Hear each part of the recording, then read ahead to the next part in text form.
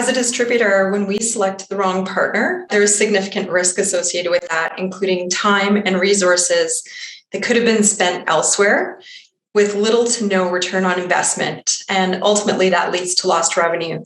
More importantly, we're also put in a position where we may disappoint our customers if we don't have the right products, regulatory approvals, support resources, and supply chain in place with our manufacturing partners.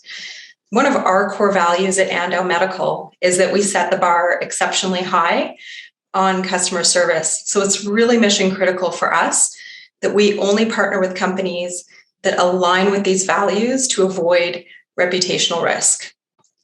All distributors have stories to share about partnerships that misalign, but the key is really to ensure that we have a solid set of criteria that's in place as our non-negotiables to minimize the risk in selecting the wrong partners. And we'll talk about, I think maybe later on in the discussion, what some of those criteria are. And, as an organization, we've really been lucky enough to have selected great manufacturing partners. And we do continue to evolve our selection criteria as we learn from our experiences. Yeah, I think Sandi touched upon a number of the risks. Obviously, there's the reputational risk.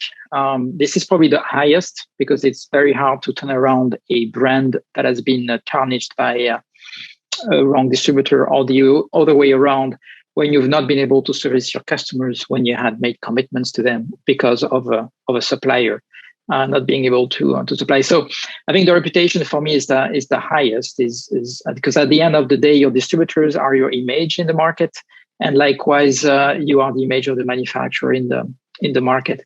And then there's also the exit cost. When you've invested into a relationship, whether it's regulatory cost and then potential licensing transition that you have to do if you want to exit that relationship, the separation fee potentially. And then there's also the question of the inventory. If you're a manufacturer and then the distributor has some inventory of your products, you have to make the tough call of deciding what to do with it, if you take it back or if you let them potentially dump it in the market and then further destroy the value of your product. So I think there's a number of risks. And as Sandi said, you really have to be very thorough and systematic on how you select your partners.